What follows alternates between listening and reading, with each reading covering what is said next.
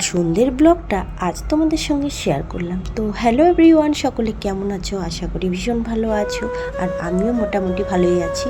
তো দেখেই বুঝতে পারছো আমি কোথাও যাব। হ্যাঁ, আমি অবশ্যই কোথাও যাব। ওই যে কাল যে ব্লগে দেখিয়েছিলাম যে মন্দিরে পুজো করতে যাচ্ছি, তবে কাল কিন্তু আমরা আর মেলায় যাইনি, ইচ্ছে করেনি। তো আজ ভাবলাম যে মেলা থেকে ঘুরে আসি। এখানে 3-4 দিন মেলা তো থাকবে, তো আজকে ভাবলাম যে আজকেই ঘুরে আসি। এখানে দেখো খুব সুন্দরভাবে আমি সেজে গুজে নিয়েছি, তবে মেকআপের সব সামান কিন্তু আমি পাইনি, যার জন্য ঠিকঠাকভাবে মেকআপটা করা হয়নি। চলো, কোনো ব্যাপার না। আর প্রচণ্ড গরম দিচ্ছে এখানে, তো সিম্পলভাবেই আমি কিন্তু সেজে নিলাম। আর এখানে সোনা মামাও রেডি হয়ে গেছে। আর দেখো ফাইনালি আমরা কিন্তু মেলায় চলে আসলাম। আর মেলাতে এত প্রচণ্ড ভিড় আর গরম, আমার কিন্তু এসে বিরক্তই লাগছিল।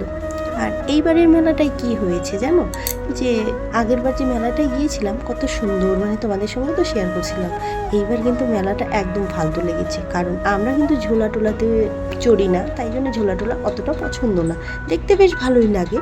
আর এখানে দেখো খাবার স্টল কত বসেছে, যত দূর যেতে পারো তুমি। তো আমরা কিন্তু বেশি দূর অবধি যাইনি, অর্ধেকটা ঘুরে রিটার্ন চলে এসেছি।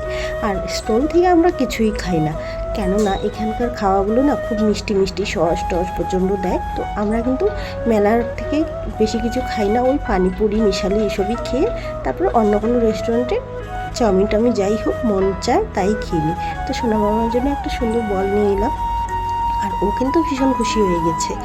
আর আমার জন্য সেরকম কিছুই পাইনি। ওই যে বললাম না, এইবার মেলাটা অত ভালোভাবে কানের মালা এসব বসেনি, ভেবেছিলাম কিনবো, তবে যাই হোক বসেনি। আর দেখো কি ভয়ানক একটা আমি কি প্রথমবার হয়তো দেখেছি এরকম, প্রথমবার না, এই আগের মেলাতেও দেখেছিলাম, আমি তো জীবনে উঠবো না। এই যে দেখো আমরা কিন্তু এখন তাহলে পানিপুরি খেয়ে নিচ্ছি। পানিপুরিগুলো মোটামুটি এখন ভালোই পাওয়া যায়, আর বিহারিগুলো না বিশেষ করে ভালো দেয়। আর এমনি যে ওই যে মারাঠিগুলো, ওরা কিন্তু একদমই মিষ্টি মিষ্টি দেয়, এই জন্য খেতে চাই না। তো যাই হোক, এই যে সোনা মামা দাঁড়িয়ে কিন্তু পানিপুরি খাচ্ছিল, শুকনা আর বল নিয়ে দাঁড়িয়ে আছে। আমরা কিন্তু পানিপুরি খেয়ে এখন চলে যাচ্ছি চাউমিনের দোকানে। আর কি বলো তো, মেলাতে বেশি একটা ঘোরাঘুরি হয়নি, ভালোও লাগছিল না। তো যাই হোক, এই যে দেখো চাউমিনের দোকানে আসলাম, দেখলাম কি এখানে না অনেক ছেলেপেলের আড্ডা, তো বসে তো খাওয়া হবে না, তাই ভাবলাম যে চলো বাড়িতেই নিয়ে চলে যাই চাউমিনটা।